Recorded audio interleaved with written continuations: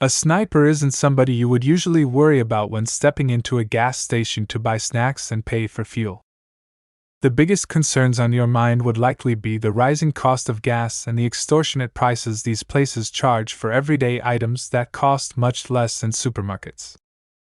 But for Alice, Camille Rowe, the unlucky woman at the heart of director Frank Calfoun's Maniac latest movie, a sniper does become her primary cause of concern when he starts to take potshots at her from a billboard some distance away. As the bullets whiz through the air and through the station store's windows, her only option is to find somewhere to hide, which isn't easy when the person targeting her has his sights firmly fixed on her position. At first, his reason for shooting at her seems completely random. It would appear that she is simply in the wrong place at the wrong time, at the mercy of a gunman who has recently murdered his cheating wife, whose body Alice finds when she steps into the store.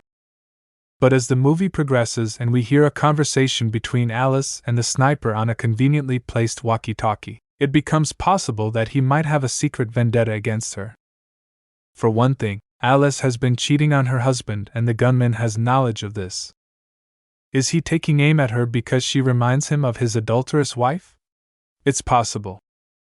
The shooter is also aware of Alice's marketing job at a big pharmaceutical company.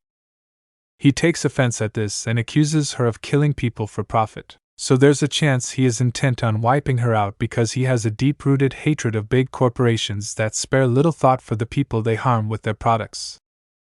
It may be that he's a conspiracy theorist railing against the world and taking out anybody he takes a disliking to. It's also possible that he's a psychopathic killer who hunts people down for pleasure. But the truth doesn't prevail, which is a little frustrating. Is Alice a victim of chance? Or has the attack on her been premeditated by the shooter? We don't know. Despite the lack of a backstory for the shooter, the movie still manages to grip for some of the running time. When Alice becomes an unwitting target, the tension rises, as we never know when a bullet will fly through the window and hit another part of her already wounded body. She isn't the only one to come under the shooter's crosshairs as other people enter the gas station and become victims of the gunman who has no misgivings about taking human life. During these scenes, the suspense is unbearable as we wait for the sniper to lay waste to another victim. Director Calfoun, who is no stranger to this type of thriller after directing P2, a movie about a lone woman facing off against a killer in a parking lot, manages to unsettle us as we wait with bated breath for what the sniper will do next. But when the bullets stop flying and Calfoun starts to focus on the extended conversations between Alice and the gunman, the tension disappears and the movie begins to grind to a halt. You'll be praying for another potential victim to enter the scene just to stop the shooter from rambling on about his intolerance for modern society. Thankfully, Camille Rowe, who stars as the hapless young woman trying to survive the night, is a capable actress. She essentially gives a one-woman show throughout most of the movie as she wanders around the store looking terrified one moment and fiercely resilient the next. Rowe manages to hold our attention, even when the plot starts to go off the rails, and she gives us somebody to root for. Ultimately, Night of the Hunted is a movie of two halves.